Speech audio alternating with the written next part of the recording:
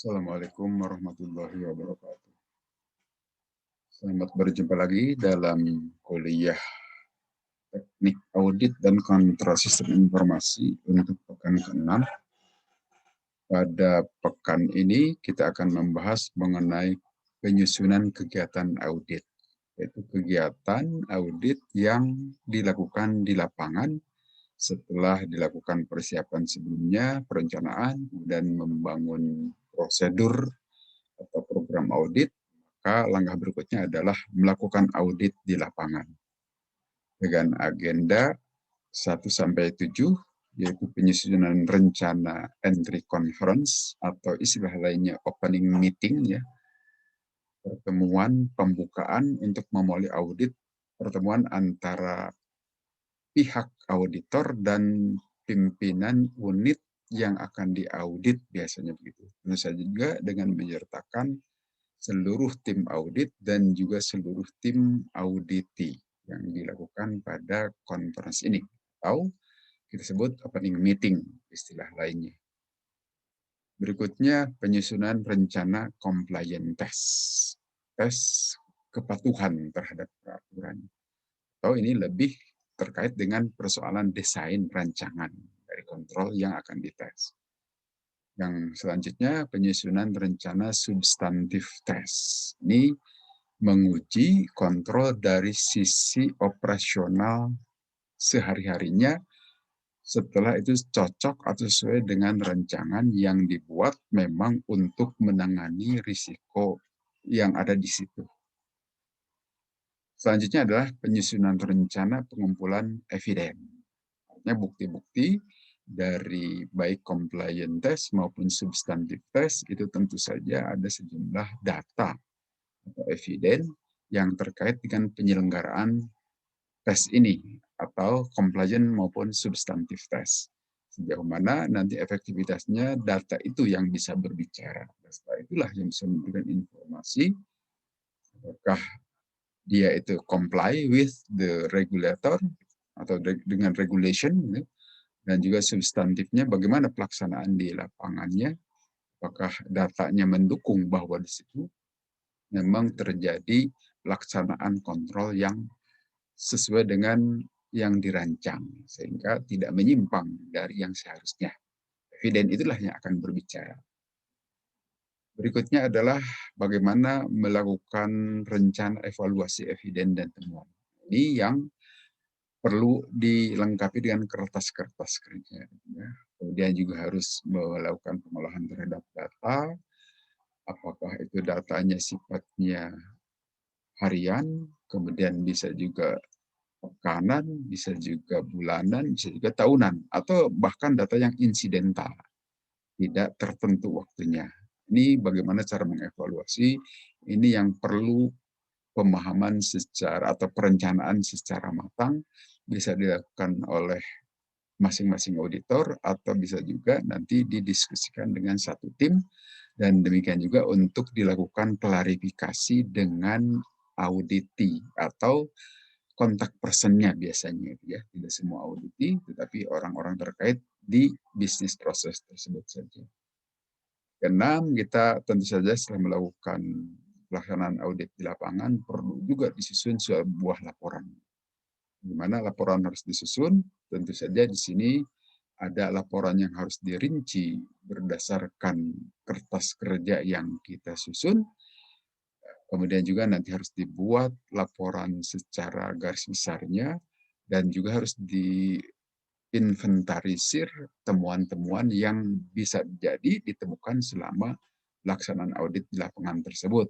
Nah, itu perlu dilakukan klarifikasi dengan auditi, dan kalau sudah dilakukan kesepakatan, saling pengertian di antara kedua belah pihak, antara auditor dan auditi, baru dibuat laporannya, yang setelah itu selesai laporannya dilakukan klarifikasi dan juga saling pengertian di antara kedua belah pihak, baru itu ditutup kegiatan audit itu. Untuk berikutnya dilakukan monitoring tindak lanjut terhadap sejumlah temuan.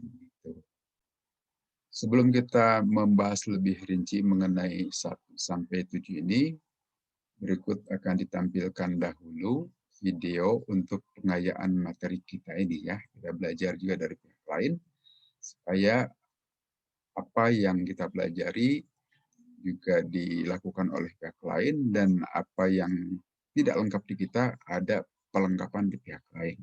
Dalam hal itu kita bisa belajar dari manapun selama itu yang kita belajar itu memang butuh pelengkapan pengayaan dari pihak lain dan saya kira akan selalu berkembang. Itu kita tonton dahulu video berikut ini ya. Jenis audit teknologi informasi. Yang pertama, audit around the computer, di mana hanya memeriksa dari sisi usernya saja. Pada masukan dan keluarannya tidak memeriksa lebih lanjut terhadap sistem atau programnya. Dokumen sumber tersedia dalam bentuk kertas atau bahasa non-mesin. Artinya bentuk tersebut masih bisa dilihat secara kasat mata. Dokumen-dokumen tersebut disimpan dalam file dengan cara yang mudah ditemukan. Keluaran dari program tersebut dapat diperoleh dari daftar yang terinci dan auditor dapat dengan mudah menelusuri setiap transaksi dari dokumen. Yang kedua, audit through the computer, di mana selain auditor memeriksa data masukan dan keluaran, auditor juga melakukan uji coba proses program dan sistemnya, atau yang biasa disebut dengan white box, sehingga auditor dapat merasakan sendiri langkah demi langkah pelaksanaan sistem serta mengetahui bagaimana sistem dapat dijalankan pada proses tertentu. Kemudian ada audit terhadap aplikasi komputer yang terbagi menjadi 3 jenis, antara lain yang pertama post implementation audit, audit setelah implementasi. Auditor memeriksa apakah sistem-sistem aplikasi komputer yang telah diimplementasikan pada suatu organisasi atau perusahaan telah sesuai dengan kebutuhan penggunanya dan telah dijalankan dengan sumber daya optimal. Auditor mengevaluasi apakah sistem aplikasi tertentu dapat terus dilanjutkan karena sudah berjalan dengan baik dengan kebutuhan usernya atau perlu dimodifikasi lagi. Yang kedua, concurrent audit, audit secara bersama. Auditor menjadi anggota dalam tim pengembangan sistem. Mereka membantu tim untuk meningkatkan kualitas pengembangan sistem yang dibangun oleh para sistem analis, desainer, dan programmer yang akan diimplementasikan. Yang ketiga, concurrent audits, audit secara bersama-sama. Auditor mengevaluasi kinerja unit fungsional atau fungsi sistem informasi pusat instalasi komputer. Apakah telah dikelola dengan baik? Apakah kontrol dalam pengembangan sistem secara keseluruhan sudah dilakukan dengan baik? Apakah sistem komputer telah dilakukan dan dioperasikan dengan baik? Jadi, dalam mengaudit sistem komputerisasi yang ada, audit ini dilakukan dengan mengevaluasi pengendalian umum dari sistem-sistem komputerisasi yang sudah diimplementasikan pada perusahaan tersebut secara keseluruhan. Saat melakukan pengujian-pengujian, digunakan bukti-bukti untuk menarik kesimpulan dan memberikan rekomendasi kepada manajemen tentang hal-hal yang berhubungan dengan efektivitas, efisiensi, dan ekonomisnya sistem. Oke, selanjutnya beralih ke contoh kasusnya ya. Berikut ini ada contoh kasus audit sistem informasi. Studi kasusnya tentang pencurian dana dengan kartu ATM palsu. Jadi di sini kita akan mencoba menganalisa contoh kasus ini. Dari rangkuman berita tadi dapat ditarik beberapa kesimpulan, antara lain yang pertama, pembobolan dana rekening tersebut kemungkinan besar dilakukan oleh orang dalam perusahaan atau orang dalam perbankan dan dilakukan lebih dari satu orang. Kedua, karena tidak semua pemilik rekening memiliki hubungan dengan perusahaan tersebut, ada kemungkinan pembocoran informasi itu tidak dilakukan oleh satu perusahaan saja, mengingat jumlah dana yang dibobol sangat besar. Ketiga, modusnya mungkin penipuan berkedok program yang menawarkan keanggotaan. Korban yang tergoda mendaftar menjadi anggota secara tidak sadar mungkin telah mencantumkan informasi-informasi yang seharusnya bersifat rahasia. Keempat, pelaku mungkin memanfaatkan kelemahan sistem keamanan kartu ATM yang hanya dilindungi oleh PIN. Kelima, Pelaku juga kemungkinan besar menguasai pengetahuan tentang sistem jaringan perbankan. Hal ini ditunjukkan dengan penggunaan teknik yang masih belum diketahui dan hampir bisa dapat dipastikan belum pernah digunakan sebelumnya. Dan yang terakhir keenam, dari rangkuman berita tersebut disebutkan bahwa para pemilik yang uangnya hilang telah melakukan keluhan sebelumnya terhadap pihak bank. Hal ini dapat diartikan bahwa lamanya bank dalam merespon keluhan-keluhan tersebut juga dapat menjadi salah satu sebab mengapa kasus ini menjadi begitu besar. Kemudian, dari segi sistem keamanan kartu ATM itu sendiri, terdapat dua kelemahan, yaitu yang pertama kelemahan pada mekanisme pengamanan fisik kartu ATM, dan yang kedua kelemahan pada mekanisme penggunaan data di dalam sistem. Jadi yang bisa kita sarankan di sini yang pertama, melakukan perbaikan atau perubahan sistem keamanan untuk kartu ATM dengan penggunaan kartu ATM berbasis chip, misalnya yang dirasa lebih aman dari skimming, atau dengan penggunaan sistem keamanan lainnya yang tidak bersifat PIN, seperti pengamanan dengan sidik jari, scan retina, atau dengan penerapan tanda tangan digital misalnya.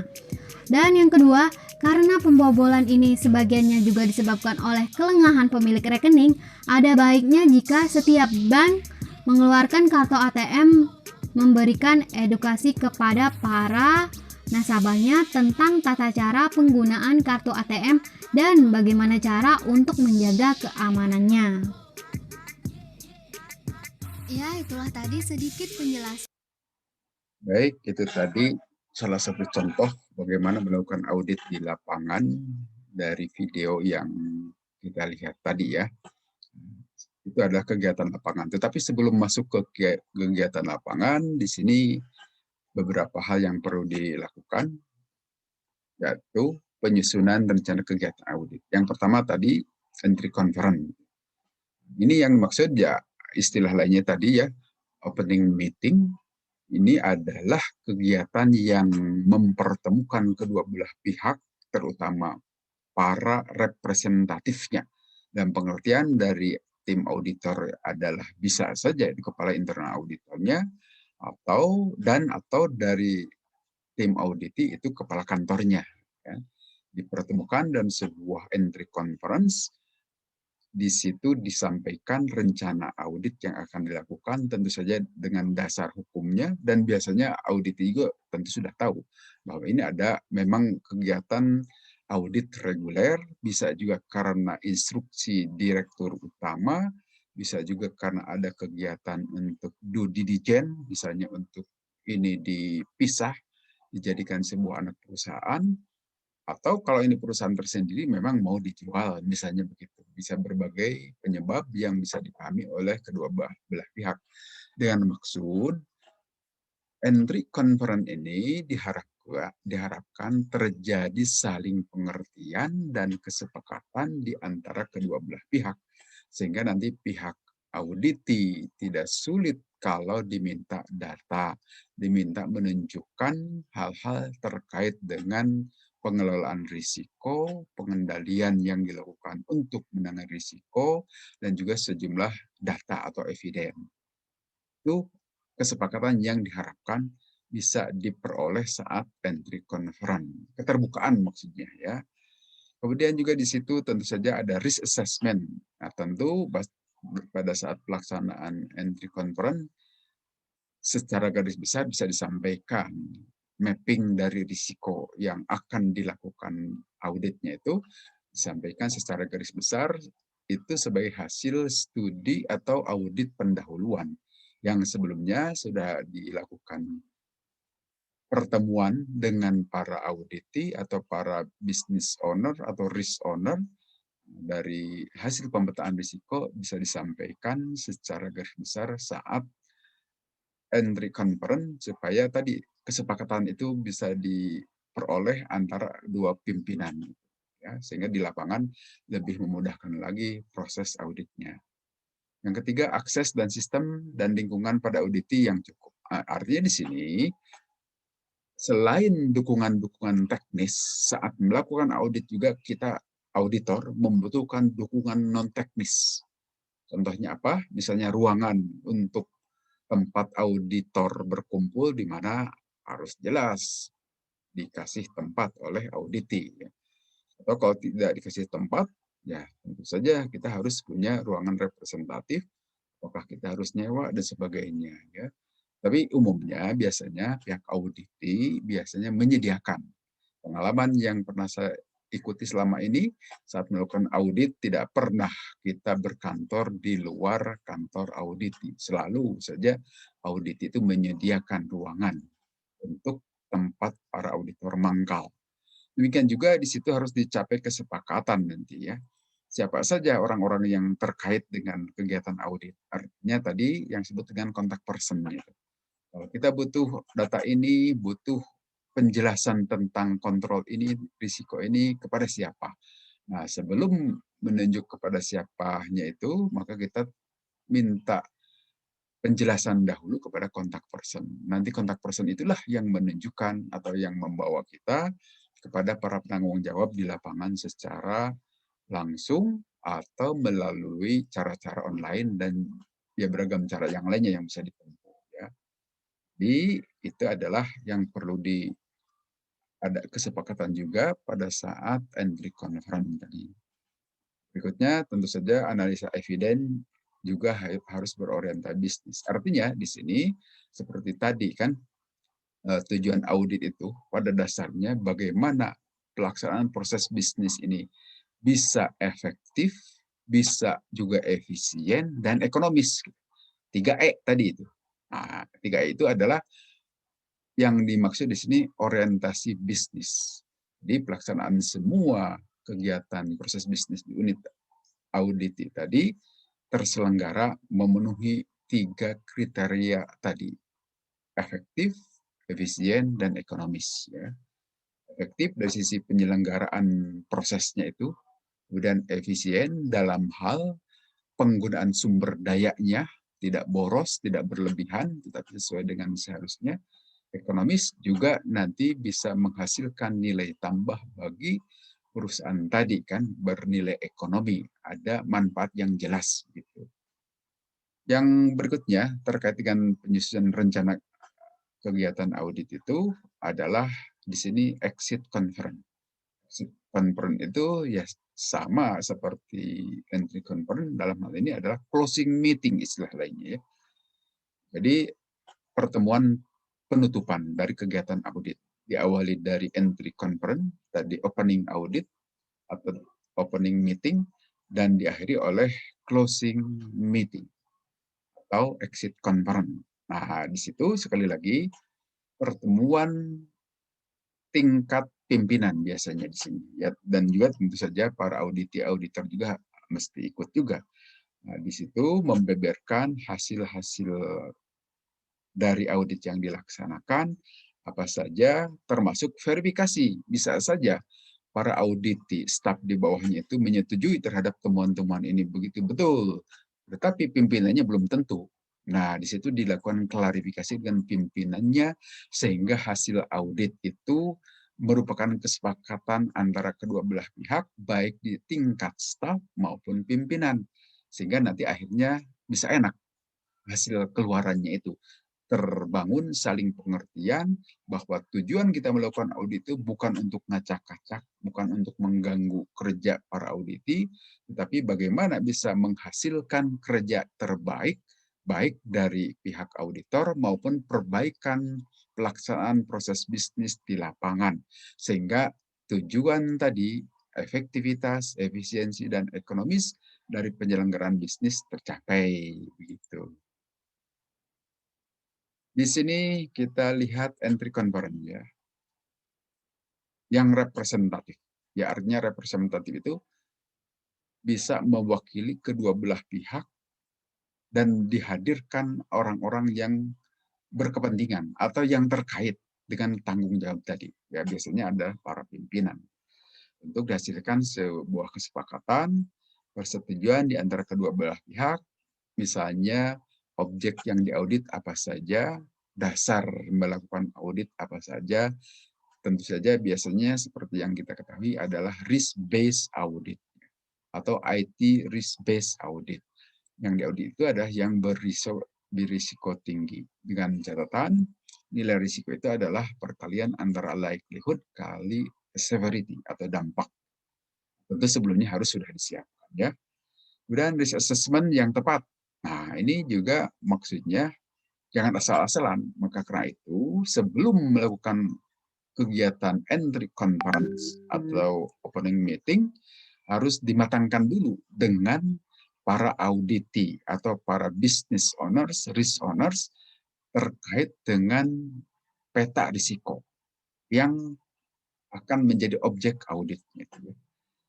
Karena itu matangkan dulu melalui audit pendahuluan. Bicarakan sehingga nanti pada saat opening meeting itu tidak lagi terjadi diskusi yang agak hangat begitu ya, mempertentangkan mengenai lingkup audit, itu bisa menghabiskan waktu. Itu sebaiknya harus disepakati dahulu. Malahan kalau bisa, lakukan pendekatan kepada auditi bahwa mereka juga disuruh lapor ke pimpinannya.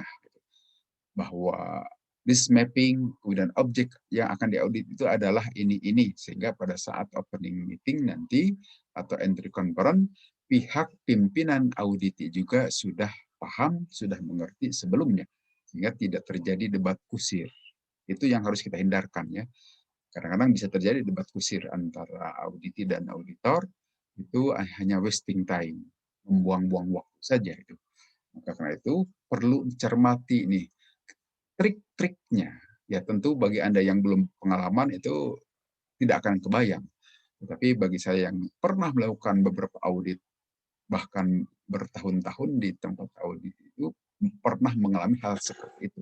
Sehingga dengan jam terbang itu, trik-trik yang perlu ditempuh itu biar dalam pelaksanaan opening meeting itu lancar, harus dijalankan. Dibangun dulu kesepakatan antara kita sebagai auditor dengan auditi, bagaimana mensosialisasikan rencana audit ini kepada pimpinan auditi, biar di lapangan lebih lancar. Artinya mereka sudah paham lebih dahulu, tidak perlu bertanya-tanya lagi pada saat opening meeting. Tinggal menyamakan atau menyepakati apa yang telah dibahas di dalam audit pendahuluan tadi, atau di rencana-rencana audit. Itu yang perlu dilakukan. Demikian juga seperti tadi disebutkan, akses dan pengertian, kita juga harus menyiapkan tidak saja persiapan teknis, tetapi non-teknis juga. Misalnya, di samping yang tadi saya singgung, misalnya begini, jam kerja di kantor itu katakanlah berakhir pukul 5. Tetapi kegiatan audit bisa jadi melebihi pukul 5, bisa sampai malam. Sampai pukul 8, pukul 9, bahkan pukul 10. Nah, dalam hal ini kan kita sebagai tamu tidak boleh seenaknya mau berkantor terus sampai malam begitu. Nah, jika hal itu mungkin terjadi, bicarakan sebelumnya dengan pihak auditi dan minta izin sebelumnya. Dan bagaimana tata cara untuk akses terhadap kantor. Dan bagaimana nanti kalau pulang, kunci harus disampaikan kepada siapa misalnya. Ke satpam yang mana, kalau kantor satpam itu bisa beberapa tempat kan. Nah, itu harus dicapai kesepakatan biar pada pelaksanaannya itu bisa berjalan mulus ya, tidak terjadi sandungan-sandungan yang sesungguhnya tidak perlu. Kadang-kadang memang kita itu bisa tersandung dengan hal-hal yang bukan hal besar, hal-hal kecil, yaitu yang non teknis salah satunya. Karena itu perlu matang yang baik pada saat entry conference ini. Selesai kita melakukan entry conference tadi, ya, yang harus dilakukan berikutnya adalah kita memulai compliance test. Jangan lupa, kerja compliance test ini tidak ujug-ujug Anda melakukan kerja compliance test, tetapi Anda ikuti pedoman yang sudah disusun dalam prosedur audit atau dalam program audit. Itu ada langkah-langkahnya. Nah, bahwa di dalamnya ada langkah compliance test, iya, bisa jadi iya, dan umumnya begitu. Nah, ikuti prosedur dari awal dahulu. Misalnya siapa yang harus dihubungi, kemudian pertanyaan pertama apa, jika responnya itu begitu, bagaimana cara menuliskannya di kertas kerja, Jadi harus disiapkan juga kertas kerjanya. Kalau misalnya yang Anda butuhkan itu adalah data-data, data berupa apa nih? Misalnya berupa file, tentu saja Anda harus menyiapkan tempat penyimpanan data tersebut. Karena tidak bisa langsung akses ke dalam komputer atau aplikasi dari Audity.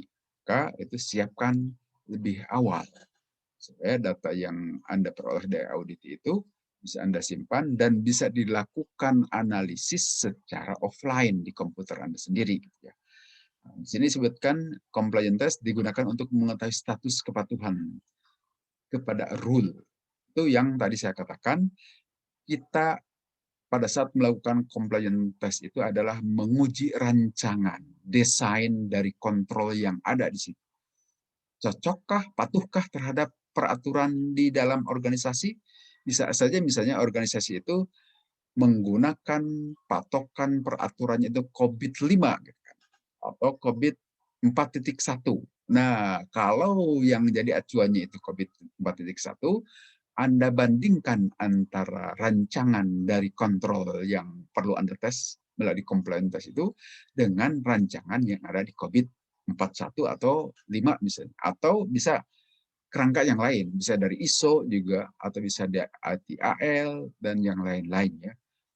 Atau bisa melalui rancangan itu didasarkan pada peraturan perusahaan itu sendiri yang dibuat oleh keputusan direksi misalnya. Itu sebagai acuan. Kita menguji bagaimana kepatuhan kecocokan antara rancangan dengan acuan. Maka di sini juga kita bisa memperoleh eviden nanti untuk menguji efektif atau tidak ini kontrol itu secara rancangan. Misalnya dilihat dari segregation of duties, pemisahan tanggung jawab ya. Itu bagian dari rancangan sebetulnya.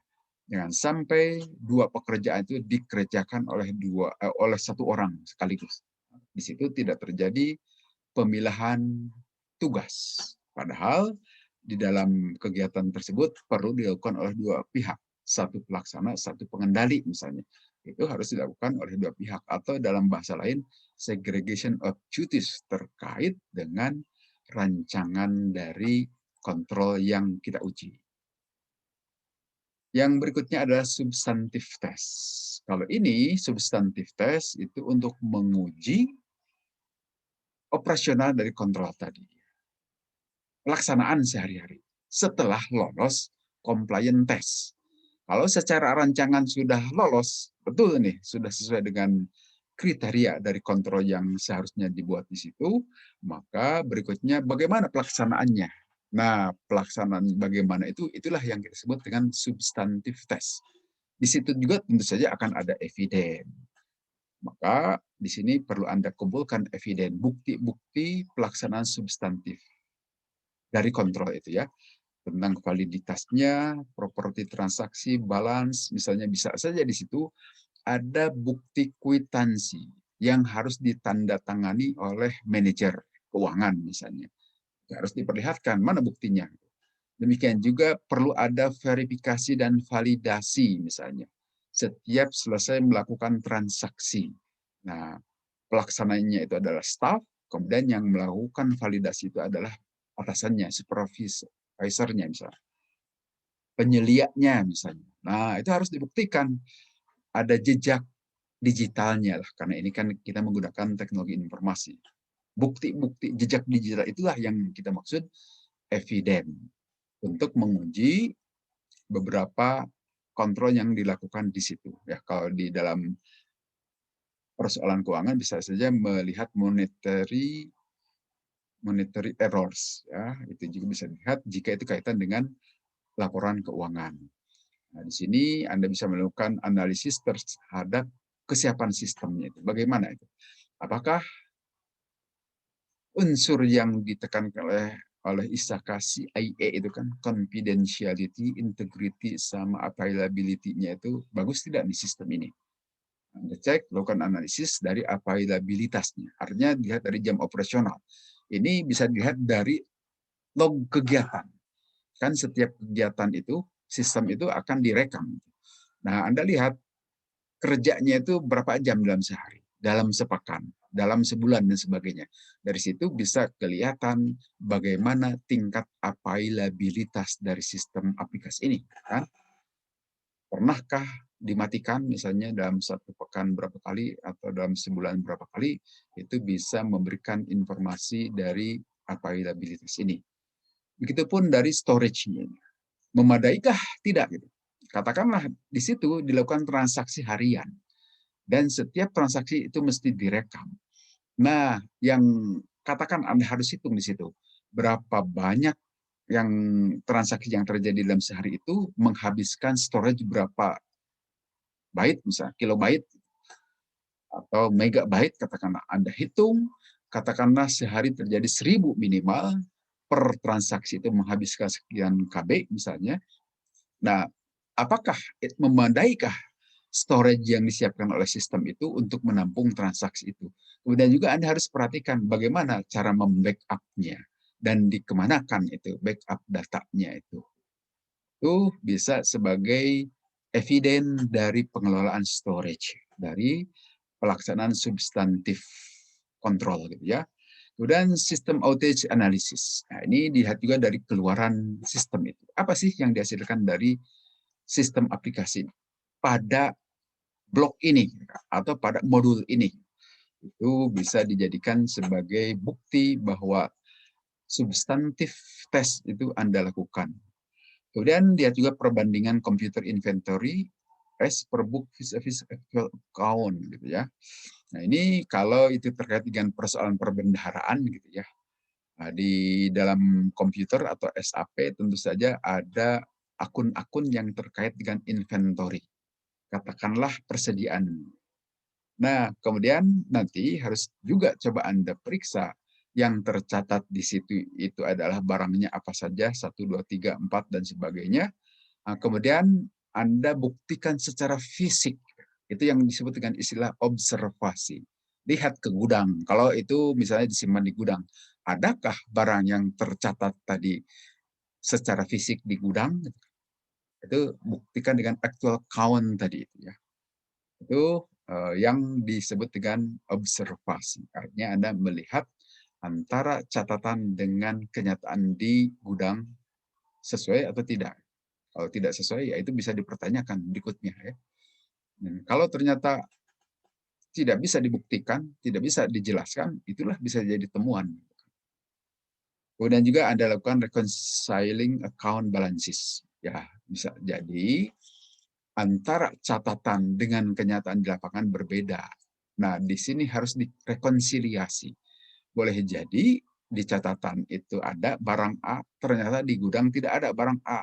Nah, itu harus direkonsiliasi. Rekonsiliasi itu artinya Anda tanyakan kepada si penjaga gudang itu. Kemana ini barang A itu? Bisa saja itu sedang digunakan atau sudah tersalurkan, hanya belum dilaporkan misalnya. Gitu ya. Maka saat itu segera dicatat, dilaporkan di dalam sistem akuntansi itu bahwa ini sudah dipakai untuk perbaikan atau untuk penggantian mesin di tempat anu katakanlah. Sehingga di situ terjadi balansis lagi. Ada keseimbangan antara catatan dengan di lapangan. Itu adalah cara-cara melakukan pengujian secara substantif, artinya operasional dari kontrol sudah benar atau tidak sesuai dengan desain dari kontrol tadi. Itu yang disebut substantif test. Di sini kita akan menjelaskan penyusunan rencana pengumpulan eviden. Untuk mengumpulkan eviden, itu memang harus direncanakan ya. Dan jangan sembarang mengumpulkan, tetapi harus diinventarisir. Supaya tidak bingung nanti Anda. Karena eviden itu bisa banyak.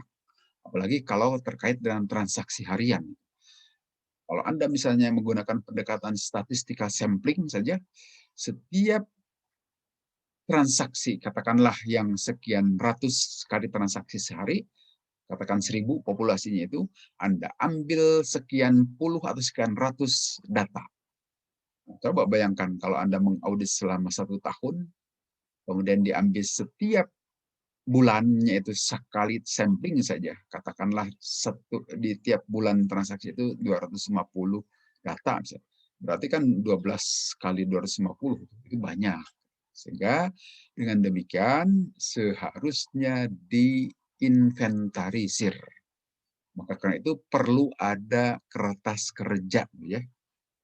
Ada kertas kerja Anda buat dalam bentuk Microsoft Word ataupun dalam Excel dan Anda kasih identifikasi sebagai kertas kerja untuk bukti-bukti eviden yang Anda kumpulkan dan beri keterangan secukupnya. Ya, tentu saja ini adalah hanya contoh saja. Anda tentu saja perlu nanti merumuskan working paper yang lebih teknis, yang mudah dibaca, dan demikian juga jangan lupa secara fisik data itu disimpan di mana. Bisa saja berupa file kan. Nah, Anda perlu memiliki USB yang khusus mengumpulkan eviden.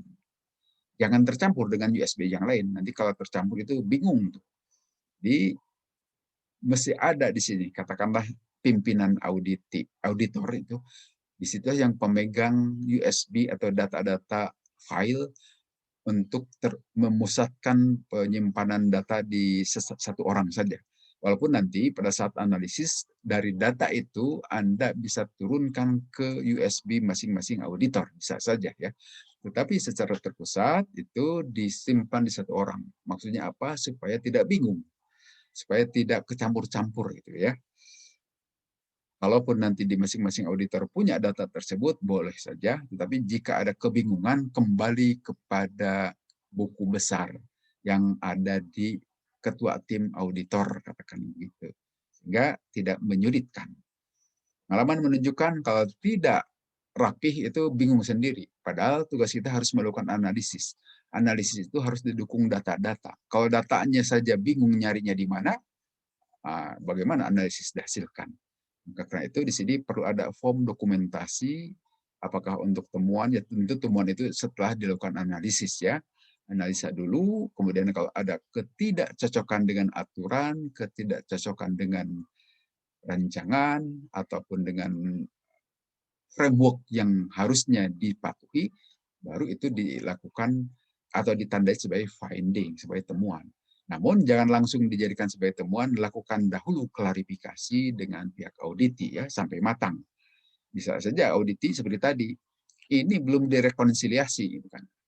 Maka lakukan rekonsiliasi dahulu dengan auditi supaya tidak terjadi saling atau salah pemahaman antar auditor dan auditi.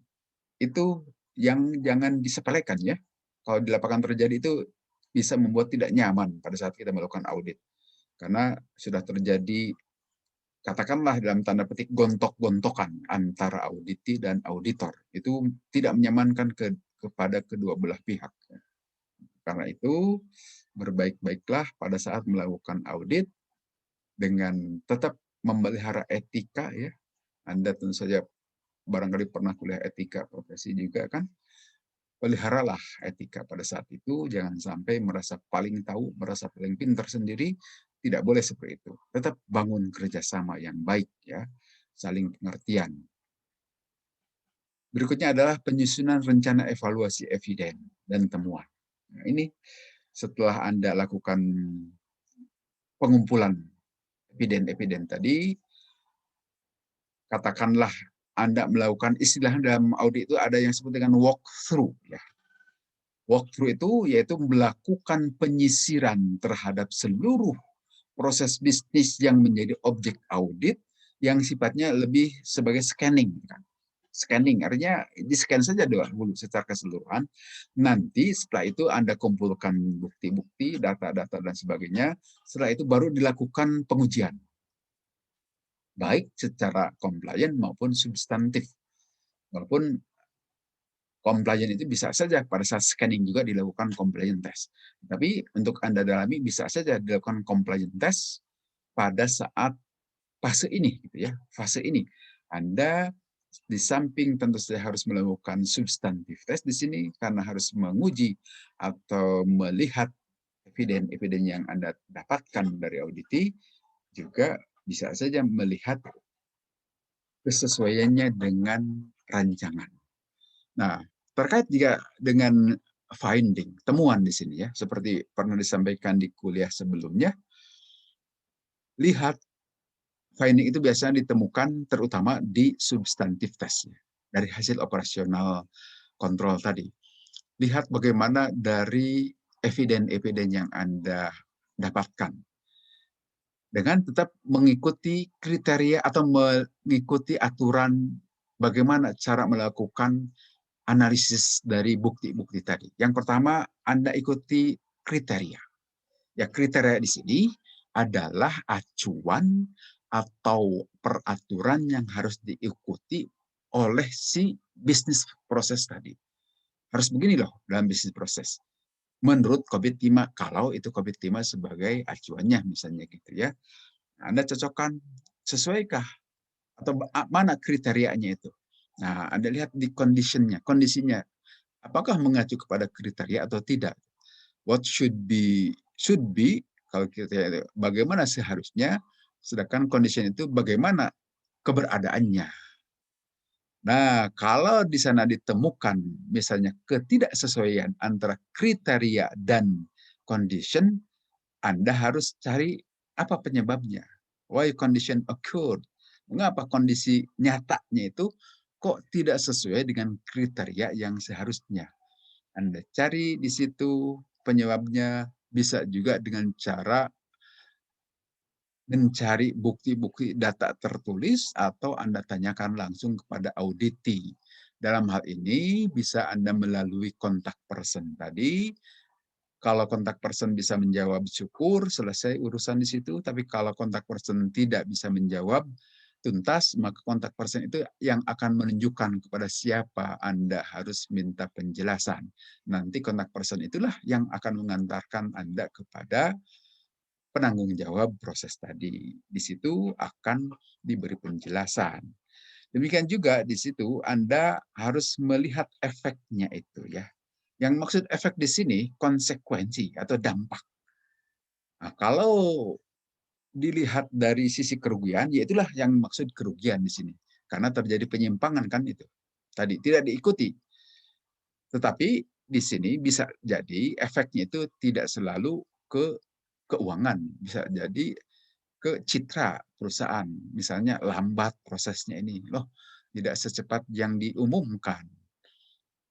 Untuk sekali entry itu nunggunya itu sampai 1-2 menit. Wah, itu bisa membuat marah itu customer atau pelanggan ya kalau harus menunggu sampai bermenit-menit.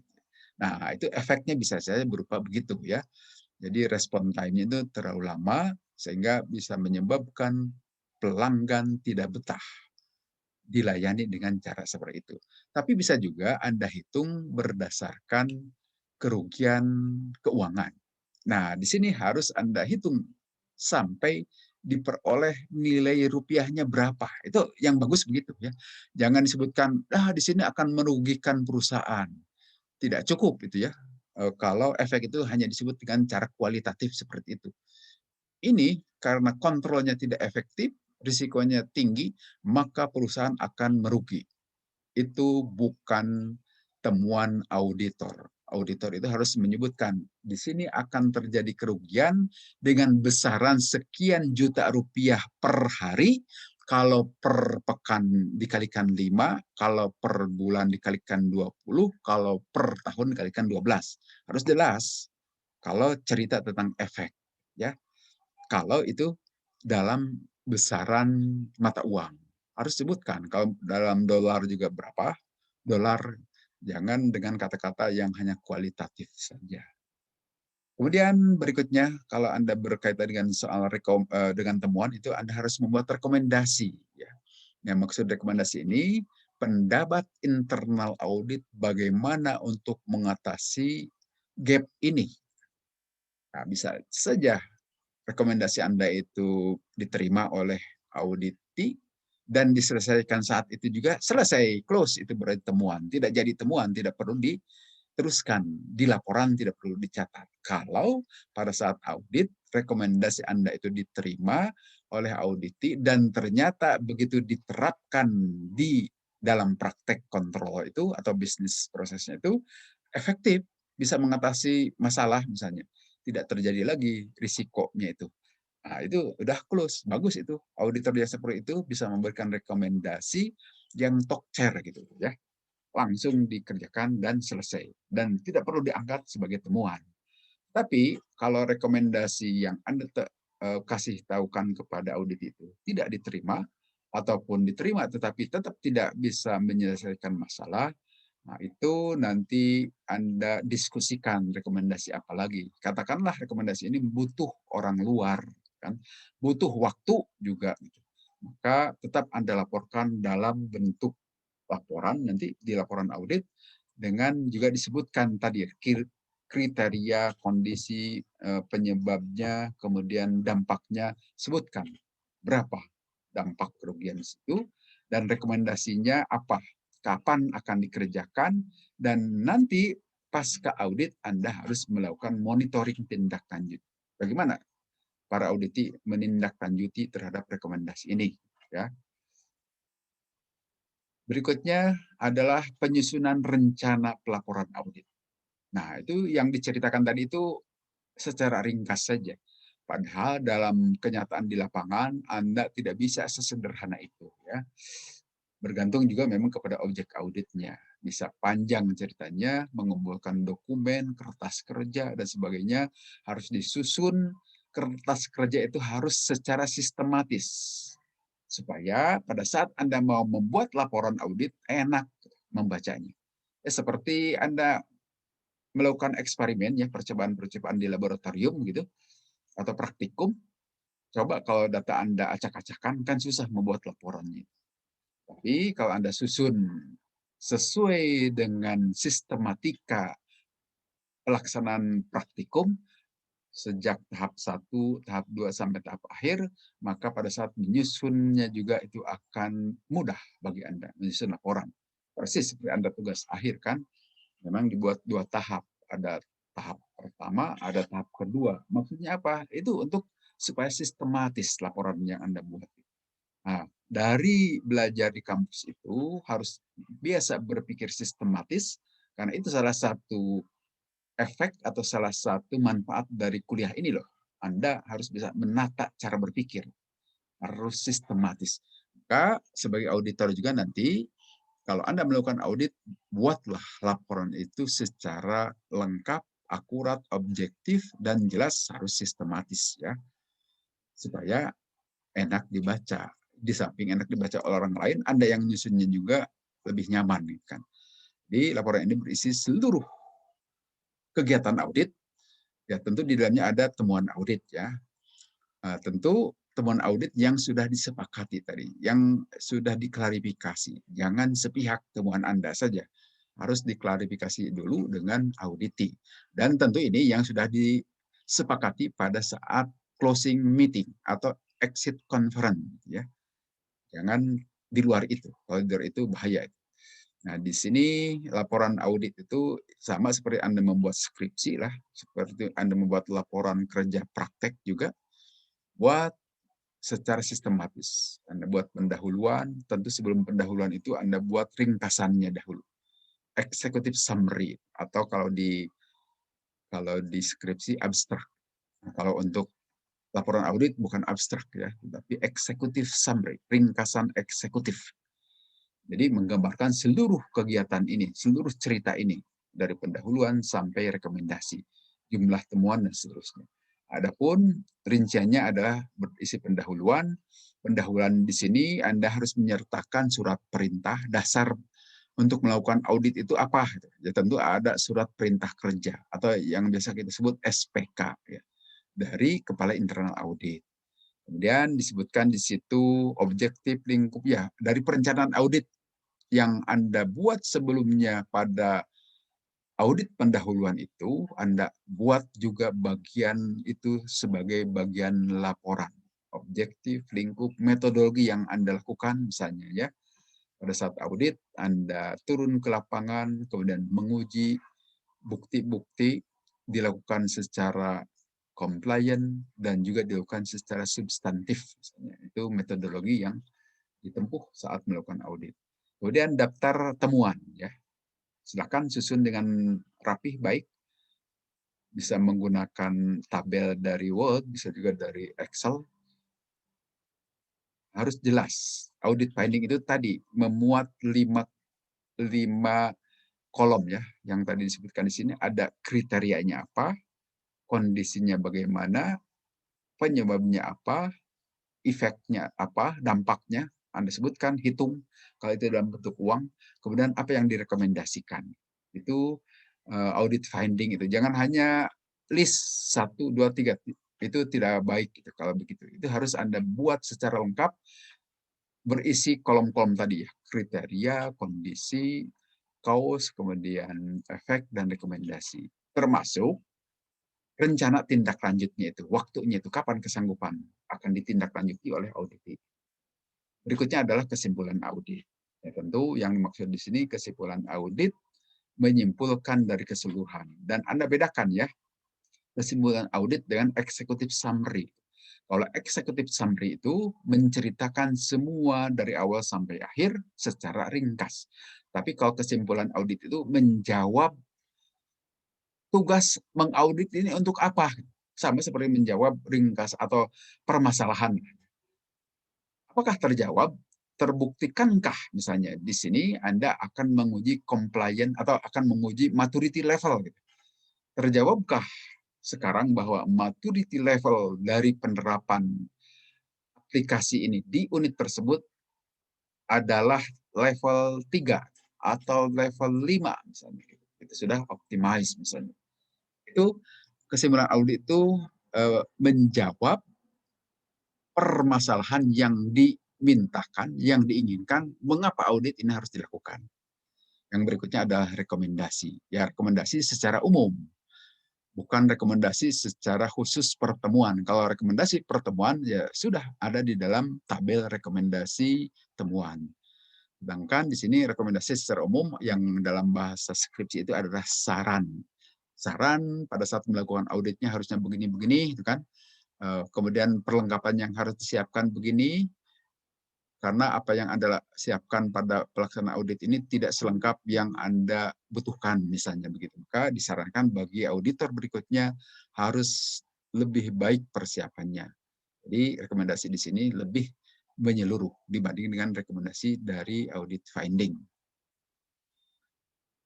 Berikutnya, tentu saja setelah selesai itu Anda harus merencanakan exit conference atau closing meeting untuk menutup kegiatan audit di sini. Nah, tujuannya seperti tadi disampaikan di awal, di sini untuk menyepakati apa-apa yang dihasilkan dalam kegiatan audit, terutama finding, audit finding, temuan. Terutama itu ya. Itu yang akan dinanti-nanti oleh auditi, oleh pimpinan auditi. Karena dari situlah nanti bisa dinilai dia itu sebagai pimpinan unit sudah benar, sudah baik memimpin unit itu atau tidak. Dan itu yang biasanya yang dalam tanda petik yang ditakutkan oleh pimpinan audit ya. Maka karena itu harus hati-hati dalam hal ini. Anda lakukan klarifikasi, jangan langsung sepihak menuliskan temuan audit itu. Nah, seperti tadi juga sama, temuan-temuan ini Anda sampaikan kepada auditi, tolong sampaikan dulu kepada pimpinan ke atasannya, supaya pada saat exit conference ini tidak terjadi perdebatan lagi. Tidak terjadi perbedaan pendapat yang sangat mencolok. Ya, perbedaan pendapat wajar saja boleh terjadi, tapi jangan terlalu terjadi debat yang sengit, yang akhirnya juga tidak akan menyelesaikan kegiatan exit conference ya pada saat itu, karena satu sama lain saling otot-ototan, saling ngotot gitu ya. Maka karena itu supaya mulus pada saat pertemuan ini, lakukan klarifikasi dan Anda bisikkan kepada auditi supaya dikomunikasikan kepada pimpinannya. Biar pada saat exit conference lancar. Dan bisa terjadi kesepakatan karena sudah paham sebelumnya pimpinan auditi itu. Itu kegiatan-kegiatan yang terkait dengan kegiatan audit di lapangan. Nah, untuk melengkapi, memperkaya kegiatan audit itu, saya juga akan sekali lagi pertontonkan video berikut ini ya. Yang pertama, audit. Audit itu apa sih? Audit itu merupakan suatu kegiatan yang sifatnya sistematis, yang artinya arsip di sini berupa barang bukti, berupa dokumen yang ada di dalam suatu organisasi. Nah, barang bukti sendiri itu apa? Barang bukti sendiri itu merupakan informasi yang di dalamnya terdapat fakta-fakta untuk bisa membuktikan klaim dari suatu organisasi di dalam kegiatan audit. Apa yang dimaksud dengan klaim? Klaim itu merupakan fakta yang terdokumentasi. Nah, dokumentasi itu sendiri apa? Dokumentasi sendiri itu merupakan cara tertulis agar kegiatan operasional yang ada di dalam suatu organisasi serta pengendaliannya itu bisa memiliki suatu konsistensi yang baik. Itu yang disebut dengan dokumentasi. Dokumentasi sendiri dibagi menjadi 4. Yang pertama adalah policy atau aturan, yang merupakan suatu dokumen tingkat tinggi yang ada di dalam organisasi. Standar, yaitu dokumen tingkat menengah yang mengatur tentang segala sesuatu yang dibutuhkan di dalam suatu organisasi terkait dengan pelaksanaan operasional, terus setelah itu pelaksanaan teknis yang ada di dalam organisasi yang menjadi ukuran baku di dalam melihat apakah kegiatan itu sudah dilaksanakan dengan baik atau tidak. Itu yang disebut dengan standar. Guideline yang merupakan suatu dokumen tingkat menengah yang dibutuhkan untuk menjadi acuan dari manajer tingkat menengah di dalam melakukan pengawasan terhadap peran-peran yang ada di bawahnya ya. Dan yang keempat adalah prosedur, yaitu suatu dokumen tingkat rendah atau tingkat yang paling bawah, tingkat operasional yang bisa menjadi acuan dari para staf untuk melakukan pekerjaannya. Yang mana prosedur ini biasanya di dalamnya itu dijelaskan dalam bentuk suatu diagram proses. Terus auditor ini tujuannya untuk mendapatkan evidence itu untuk apa? Jadi auditor membutuhkan suatu evidence untuk bisa mendeskripsikan suatu keadaan objek audit serta menyusun rekomendasi di laporan audit. Jadi seorang auditor membutuhkan untuk mengumpulkan evidence agar evidence itu dapat menjadi suatu bukti, ya, bukti klaim dari suatu organisasi yang mana klaim tersebut akan dijadikan sebagai acuan di dalam menyusun rekomendasi pada sebuah pelaporan kegiatan audit yang telah dilaksanakan. Oke, mungkin ada yang masih bingung ya, seperti apa sih bentuk dari barang bukti ini atau bentuk dokumen yang bisa menjadi evidence atau barang bukti audit. Di sini ada suatu aturan atau suatu framework ya atau kerangka kerja yang bisa digunakan oleh pemerintah daerah yang ada di Indonesia untuk bisa mengukur kemampuan pengelolaan TI atau SI yang ada di dalam pemerintahan tersebut yang disebut dengan SPBE atau kepanjangannya adalah Sistem Pemerintah Berbasis Elektronik. Nah, biasanya di dalam evidence yang ada di dalam SPBE ini berupa atau berbentuk apa saja? Berbentuk dokumen tentunya. Dokumen apa saja? Yang pertama bisa berbentuk dokumen kebijakan yang sudah disepakati dan sudah di-approve oleh pemerintah pusat atau pemerintah daerah itu sendiri berupa peraturan pemerintah, terus setelah itu ada undang-undang, terus ada juga peraturan wali kota dan juga peraturan bupati. Itu yang disebut dengan dokumen kebijakan. Yang kedua adalah dokumen rencana induk SPBE yang bisa digunakan oleh pemerintah daerah untuk melakukan kegiatan audit internal maupun audit eksternal terkait dengan bagaimana pengelolaan dari SI maupun TI di dalam organisasi menurut SPBE tentunya. Yang ketiga adalah dokumen evaluasi rencana induk yang ada di dalam SPBE. Jadi setiap daerah itu diharuskan untuk membuat suatu rencana induk SPBE yang biasanya itu nama lain dari rencana induk itu adalah IT Master Plan ya.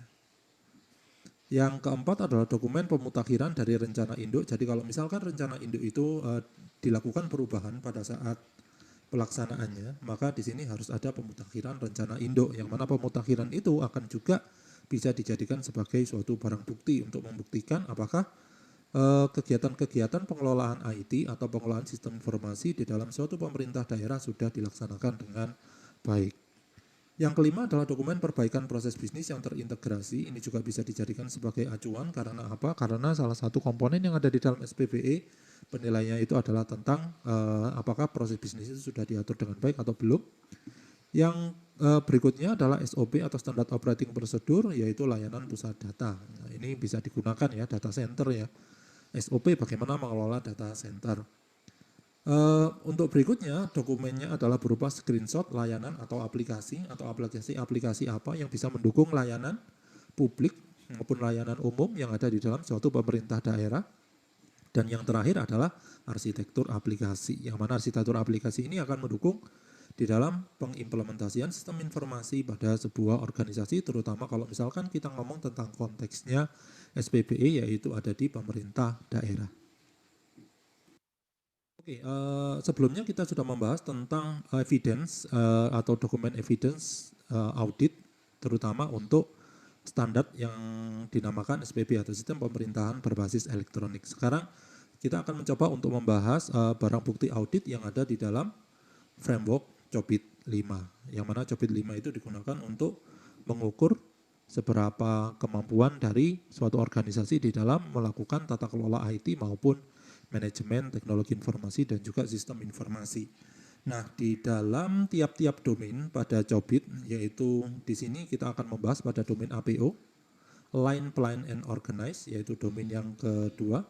Di dalam domain ini, setiap barang bukti itu akan diwakili dengan suatu istilah yang dinamakan work product. Jadi kalau misalkan kita mendapatkan suatu istilah yang dinamakan, kita membaca dokumentasi yang ada di dalam COBIT, di situ dijelaskan work product, berarti kita sudah bisa menyimpulkan bahwa yang dimaksud dengan work product itu sendiri adalah suatu evidence yang harus dikumpulkan, yang harus ditemukan oleh auditor agar kegiatan audit ini terbukti sudah dilakukan atau agar kegiatan-kegiatan pengelolaan IT terbukti sudah dilakukan oleh organisasi.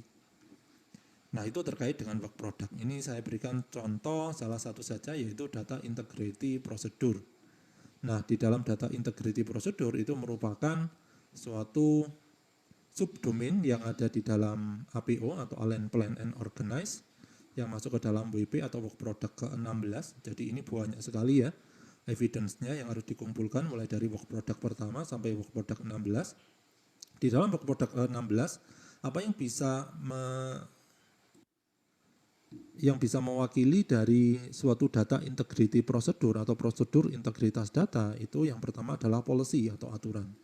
Yang kedua adalah prosedur, yang ketiga adalah guideline atau prosedur dan guideline, itu juga bisa dijadikan sebagai satu kesatuan dokumen.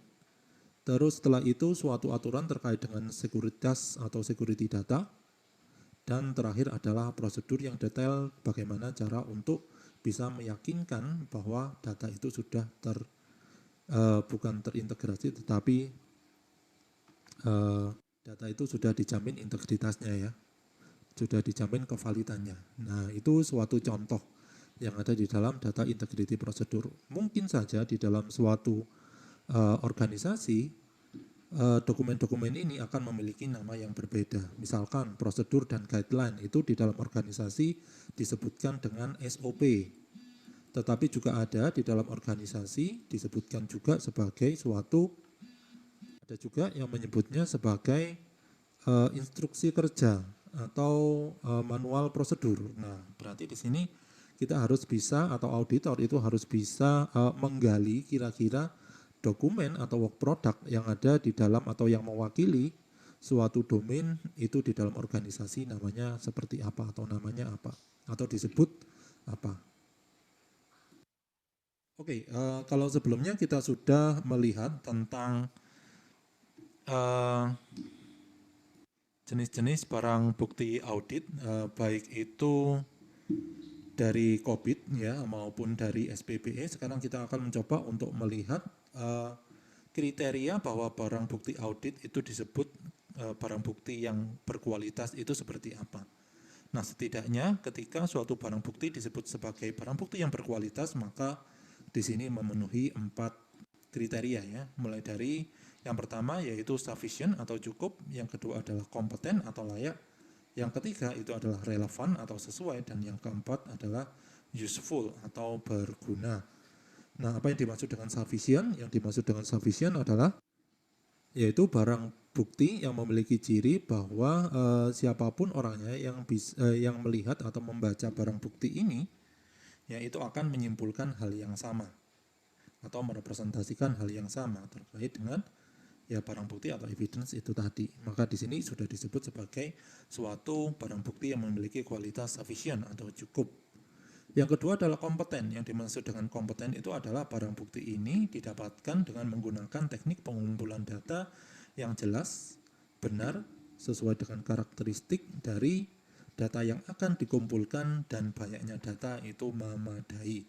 Itu yang disebut dengan komponen tapi kompeten atau layak.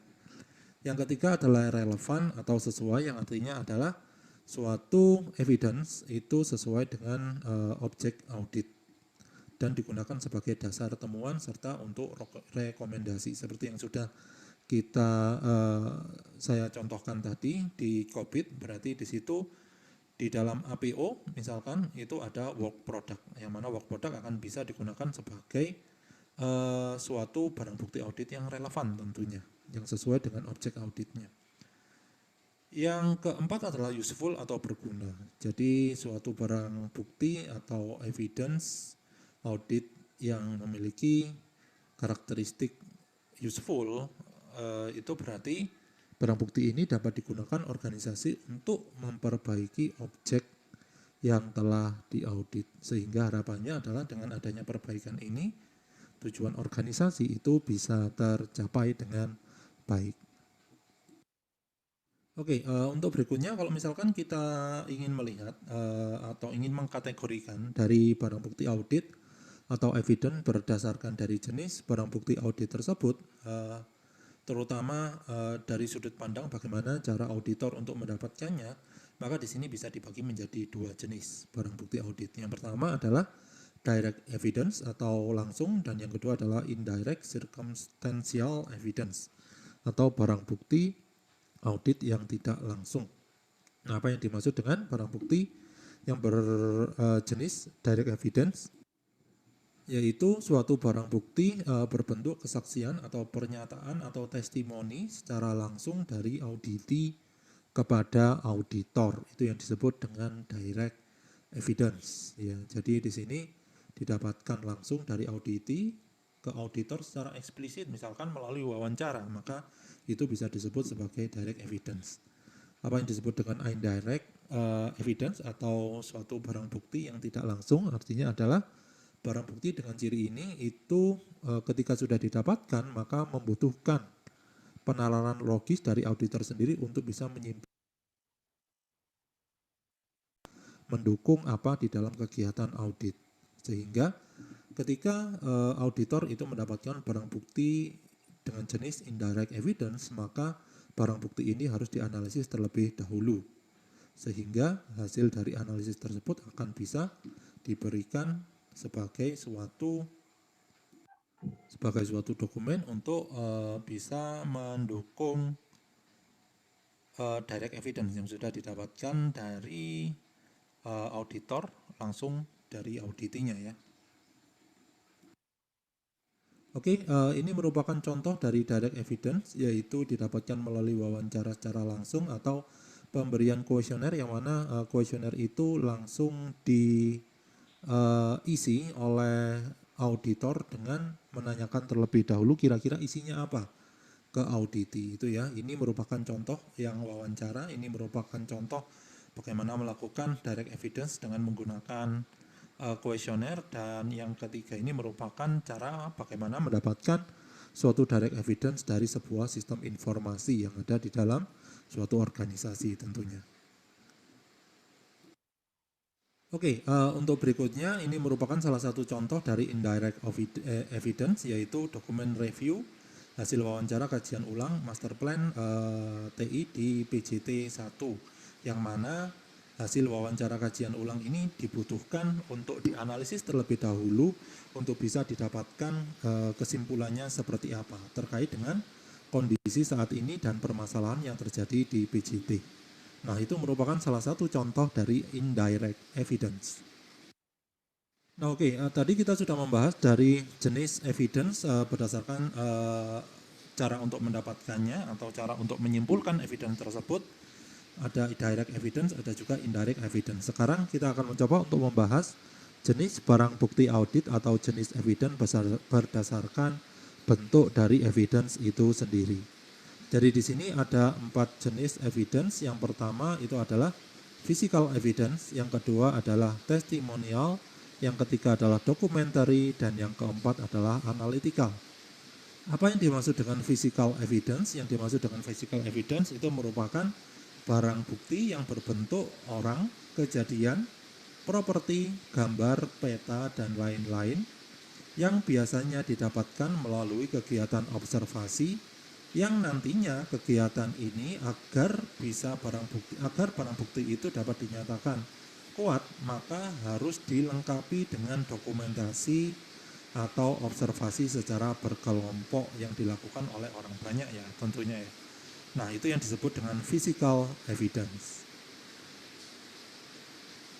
Nah, sekarang apa yang dimaksud dengan testimonial evidence? Testimonial itu merupakan barang bukti yang berbentuk jawaban dari responden dari hasil wawancara atau interview, yang mana kegiatan ini atau jawaban ini masih perlu disimpulkan atau dianalisis lagi karena mungkin belum jelas idenya ketika dilakukan yang namanya suatu kegiatan wawancara. Atau mungkin juga perlu untuk diperkuat dengan menggunakan dokumentasi-dokumentasi tertentu agar bisa memperkuat testimonial tadi. Yang ketiga adalah documentary evidence yang merupakan evidence yang berbentuk surat perjanjian, kontrak atau dokumen bisnis.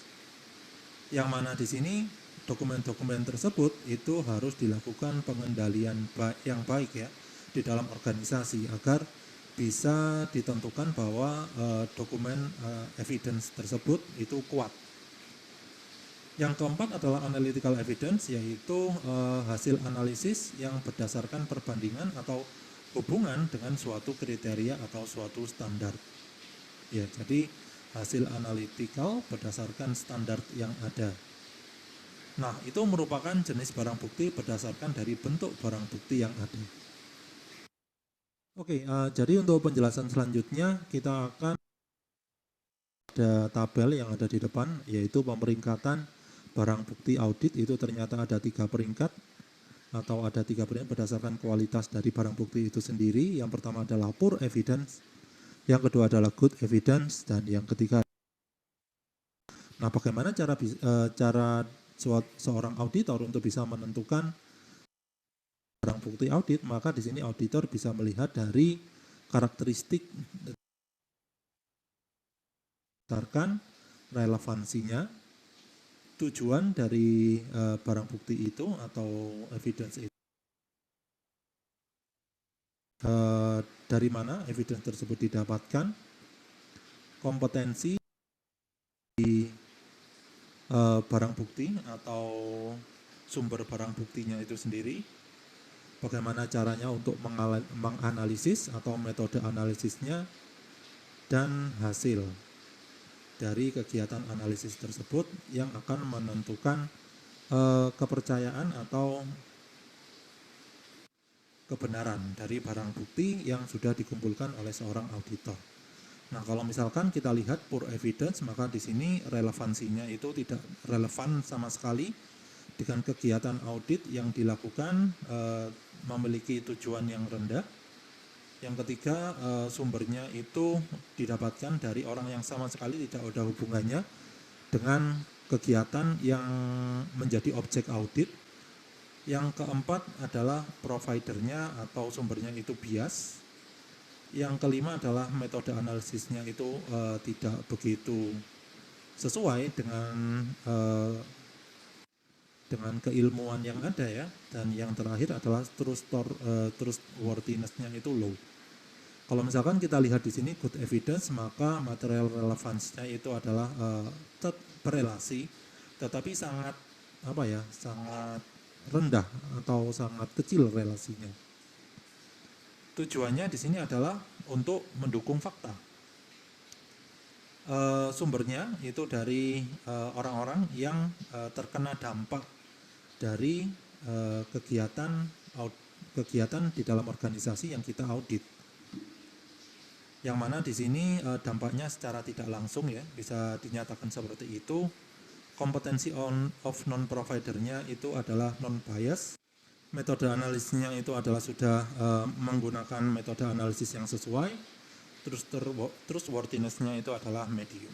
Berbeda dengan best evidence ya, yang mana relevansinya itu sangat tinggi, tujuannya itu tidak perlu untuk dijelaskan lagi karena memang sama dengan tujuan kita di dalam melakukan kegiatan audit. Source-nya itu didapatkan dari orang-orang yang relevan. Providernya itu adalah independent atau non-bias. Analisis metodenya itu adalah expert, dan yang terakhir trustworthiness-nya kalau misalkan ini sudah terpenuhi itu adalah tinggi. Nah, oke, jadi itu merupakan pemeringkatan barang bukti audit. Oke, itu merupakan suatu dokumen yang biasanya di dalam dokumen yang artinya adalah diperbaiki secara terus-menerus. Oleh karena itu di sini barang bukti audit itu setidaknya harus memiliki suatu siklus hidup, sehingga jika dilakukan perubahan maka kita harus juga memperbaharui dari barang bukti yang harus didapatkan oleh seorang auditor.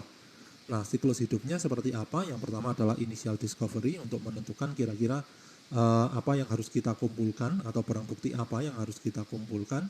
Yang kedua adalah identifikasi, yaitu mengidentifikasikan di dalam sebuah organisasi barang bukti itu namanya apa, ya. Yang biasanya nama dari barang bukti di organisasi itu agak berbeda dengan standar yang ada, yang akan kita gunakan untuk melakukan audit. Contohnya tadi ya, saya menggunakan contoh COVID, yang mana di dalam COVID itu ada work product. Work product di dalam COVID itu dinamakan prosedur, tetapi kalau di dalam organisasi itu bisa berupa atau dokumen dengan nama SOP atau manual prosedur atau instruksi kerja. Nah, setelah diidentifikasikan, barang buktinya selanjutnya dikoleksi atau dikumpulkan. Setelah dikumpulkan, selanjutnya barang bukti itu akan disimpan ke dalam suatu storage tertentu. Baru setelah disimpan dan dikategorikan sesuai dengan jenis barang buktinya, maka di sini akan dilakukan analisis.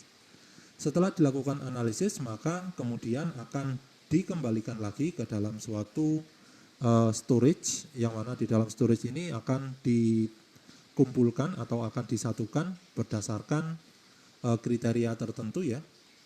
Selanjutnya setelah dikumpulkan atau disatukan ke dalam sebuah storage, dilakukan representasi dari suatu barang bukti itu sehingga bisa dianalisis, yang dilanjutkan untuk dikembalikan ke customer atau ke owner atau ke auditee. Nah, itu merupakan siklus hidup barang bukti audit. Oke, sekarang kita akan mencoba untuk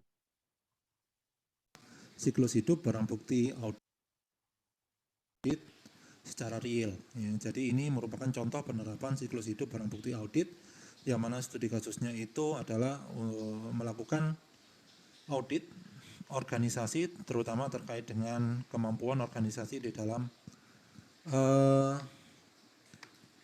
mengelola maupun melaksanakan tata kelola TI maupun SI. Kita menggunakan framework COVID. Domain yang menjadi fokus dari kegiatan audit ini adalah APO atau Align, Plan, and Organize untuk proses yang pertama, yaitu pengelolaan kerangka kerja manajemen teknologi informasi. Nah, apa yang harus dilakukan pertama kali di dalam siklus hidup yaitu melakukan identifikasi.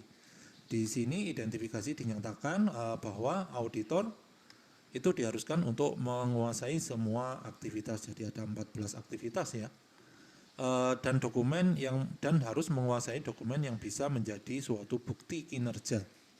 APO 01 di level yang pertama yang terdiri dari 40 dokumen hingga level yang kelima tentunya. Yang kedua, selain itu auditor juga harus mengenali key person yang akan menjadi penanggung jawab dari tiap aktivitas. Nah, barang bukti ini itu harus didokumentasikan dengan jelas dengan menggunakan apa? Rencananya auditor akan merepresentasikan barang bukti itu ke dalam sebuah bentuk foto maupun catatan. Nah, itu merupakan kegiatan yang dilakukan di dalam identification. Yang kedua adalah collection. Jadi di dalam collection akan dilakukan pengambilan data. Sehingga auditor di sini harus mengumpulkan seluruh dokumen yang bisa merepresentasikan domain APO proses yang pertama, baik itu berupa hard copy, soft copy, asli maupun berupa dokumen yang digandakan. Tentunya sesuai dengan konteks dari kegiatan audit yang dilakukan, yaitu APO 01. Yang mana barang bukti ini selanjutnya harus ditata atau disimpan dengan baik agar barang bukti tersebut tidak rusak, tertukar maupun hilang. Untuk langkah selanjutnya, maka seorang auditor harus melakukan inisial. Jadi setelah dilakukan pengambilan data, maka dokumen ini itu akan disimpan pada tempat yang layak sehingga mudah untuk diakses oleh auditor itu sendiri, yang mana dokumen ini akan menjadi lampiran di dalam laporan audit. Selanjutnya dilakukan analisis, jadi diperiksa dokumen barang bukti ini apakah sudah lengkap atau sesuai dengan standar yang sudah ditentukan. Langkah berikutnya di dalam siklus hidup audit yaitu post analysis preservation storage.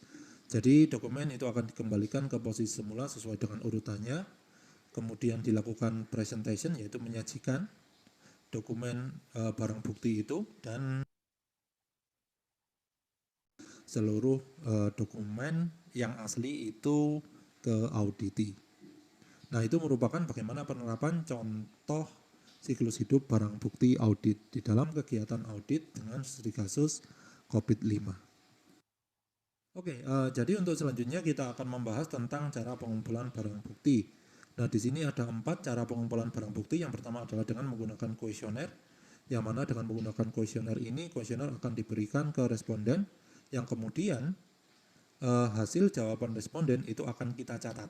Jadi tidak kita serahkan kuesioner itu ke responden terus kita tinggal respondennya, tetapi kita tunggu responden itu untuk memberikan suatu statement. Selanjutnya dari statement tersebut kita akan catat ke dalam kuesioner, bisa merepresentasikan poin yang mana di dalam kuesioner. Yang kedua adalah dengan melakukan interview, yang mana dengan menggunakan interview maka akan dilakukan wawancara secara langsung maupun secara tidak langsung antara auditor dengan auditi. Yang ketiga adalah observasi, yaitu dengan cara untuk mengamati kegiatan atau proses yang dilakukan oleh setiap stakeholder yang ada di dalam kegiatan audit. Dan yang terakhir adalah dokumen review, yaitu mereview setiap dokumen yang menjadi barang bukti audit. Baik, itu saya kira tambahan pengayaan terhadap materi kita pada hari ini.